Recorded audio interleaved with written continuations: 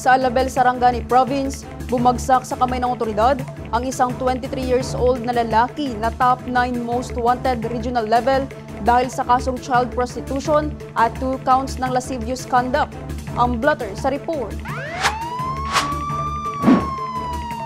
Kinilala ang suspect sa alias na Adi, residente ng nasabing bayan.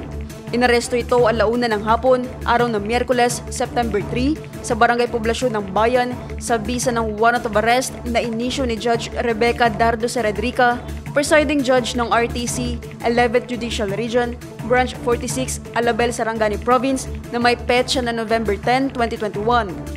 200,000 piso na piyansa ang itinakda ng korte sa kasong child prostitution at tig 200,000 piso rin para sa 2 counts ng lascivious conduct.